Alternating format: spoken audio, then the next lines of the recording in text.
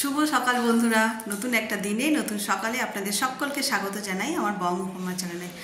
আমি আজ সকালবেলায় চলে এসেছি ছাদে থেকে ফুলগুলোকে তুলব। আর গতকাল ছিল 2 মে, আমাদের রাজ্যের জন্য আরও একটা বড় দিন, শুভ দিন।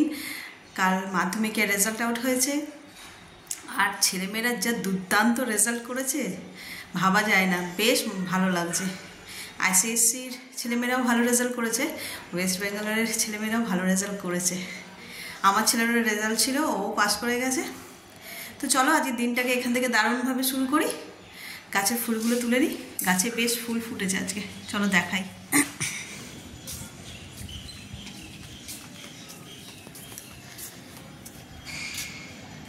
এই দেখো, এই জবাটা 3খানা ফুটেছে, বড় জবা।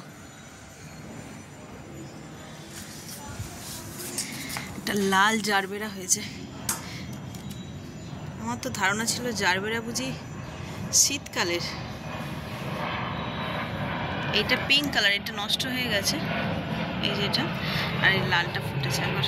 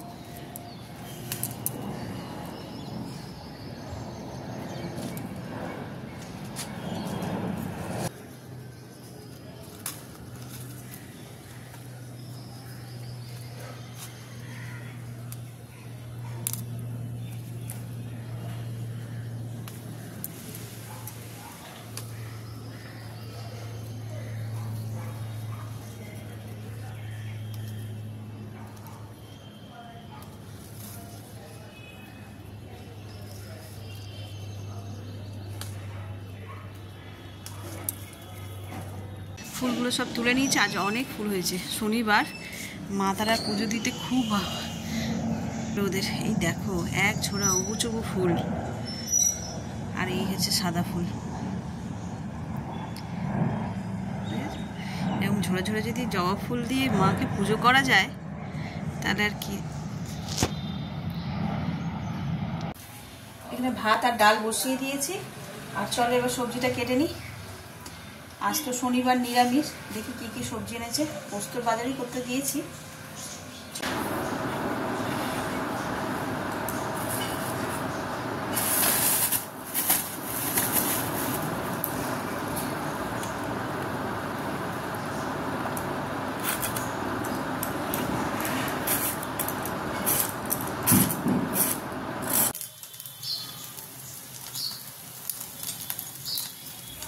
এখানে ছেলে ব্রেকফাস্ট রেডি হচ্ছে।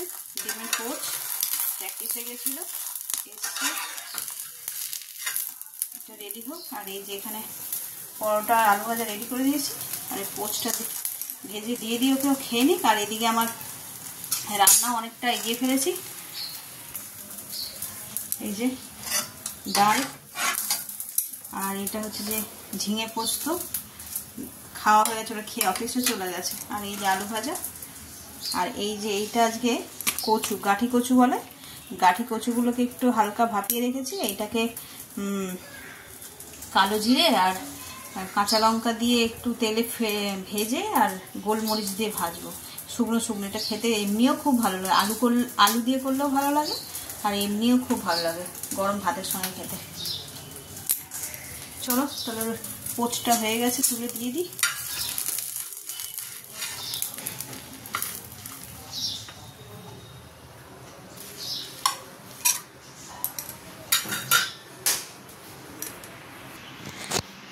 চলো খাবারটা দিয়ে দিই, দিয়ে আমরা ব্রেকফাস্ট করে নেবো। রাতের রান্না তো, এই সকালের রান্না তো সব হয়েই গেছে, আর রাতের জন্য একটুখানি পনির করে রাখবো। রাতেরবেলা একটু সুবিধা হয়, অত রাত্রিবেলা না, সন্ধ্যেবেলায় বাচ্চাগুলোকে পড়ানোর পর তখন আর কি রান্না করবো না করবো, ওই জন্য ভাবলাম পনিরটা আজকে একটু করে রাখি, আজকে নিরামিষও আছে। তো চলো পনির, এখানে পনির আর ক্যাপসিকাম, কড়াইশুঁটি হলে ভালো হতো, তবে নেই এখন আমার কাছে। এই পনির আর ক্যাপসিকাম দিয়েই করবো। আর এইখানটায় টমেটো, আদা আর কাঁচা লঙ্কা পেস্ট করে রেখেছি, এখানে কাজু বাদামটা ভিজিয়ে রেখেছি, আর এখানে কড়াই তেলটা গরমই হয়ে গেছে।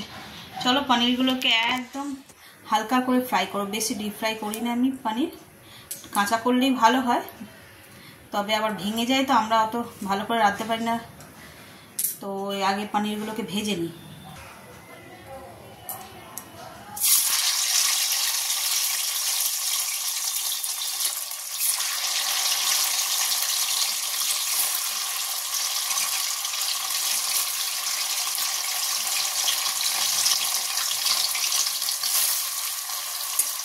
পনিরগুলোকে হালকা নেড়ে তুলে নেব। লাল একদমই তো লাল করবোই না, হালকা একটুখানি তেলের মধ্যে, গরম তেলে ফেলে আর নেড়ে নেব। পনিরগুলো সব ভেজে তোলা হয়ে গেল, হালকা করে ভেজেছি। এবার এই ক্যাপসিকামগুলো ঠিক একইভাবে হালকা করে ভেজে তুলে নেব।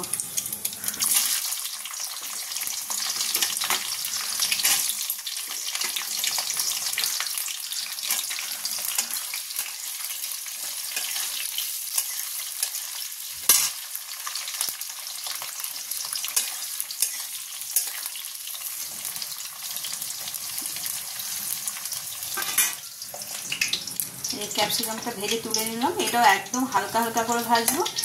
আর এই রান্নাটা খুব সহজ উপায় আর খুব তাড়াতাড়িও হয়ে যায়। এই যে এই কড়াতে যে অল্প তেল আছে ওটা দিয়েই আমার রান্নাটা হয়ে যাবে, বেশি তেল লাগবে না। এটার মধ্যে দিয়ে দেবো গোটা গরম মশলা পুরো, আর তার মধ্যে যে টমেটো, কাঁচা লঙ্কা আর আদা পেস্ট করে রেখেছিলাম সেটাই দিয়ে দেবো।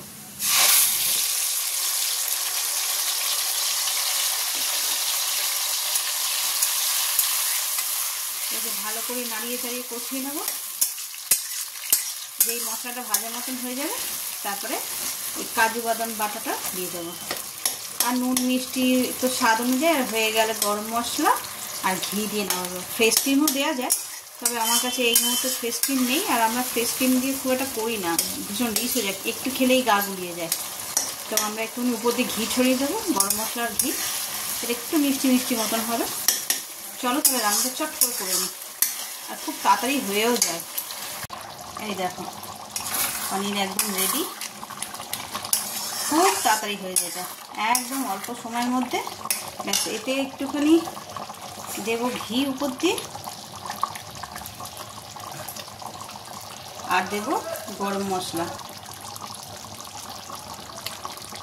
ব্যাস রান্না শেষ। এটা খুব বেশি হলে 10 মিনিট মতো লাগে, 10 মিনিটের মধ্যে রান্নাটা কমপ্লিট। চলো রান্নাটা তো এখানে হয়ে গেছে, আর কাজও মোটামুটি গোছানো হয়ে গেছে রান্নাঘরে। এবার তো একটুখানি ফ্রেশ হতে হবে, সেই সকালে স্নান করেছি, সারা গা হাত পা যেন চটচট করছে। গরম মানে রোদ নেই বাইরে, তেমন একটা গরমও নেই, কিন্তু রান্নাঘরে বেশিক্ষণ থাকলে, আর সেই সকালবেলা স্নান করেছি তো এখন একটুখানি ফ্রেশ না হলে ভালো লাগছে না। চলো তাহলে আর পরে দেখা হচ্ছে। সন্ধ্যেবেলায় হাত মুখ ধুয়ে একদম ফ্রেশ হয়ে নিয়েছি, একটু চট করে রেডি হয়ে নিই। ওদিকে চাও বসিয়ে দিয়েছি, এতক্ষণে চা মনে হয়ে গেছে। আর কোথায় যাচ্ছি চলো তোমাদের দেখাবো। এই যে রেডি হয়ে নিয়েছি, 7টা মতন বাজে, আর বেশি দেরি করবো না, বেরিয়ে পড়ি। তা চলো কোথায় যাচ্ছি দেখাই।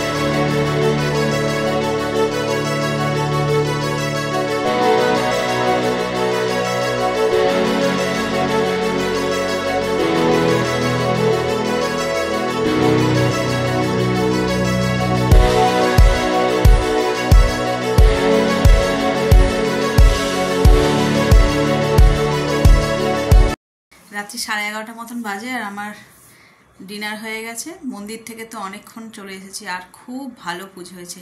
আর শনিবার ছিল, ওই জন্য মন্দিরে প্রচুর ভিড়ও ছিল। জানি না বিশেষ কোনো পুজো ছিল কিনা আমার ঠিক জানা নেই, তবে শনিবার বলে হয়তো অত ভিড়।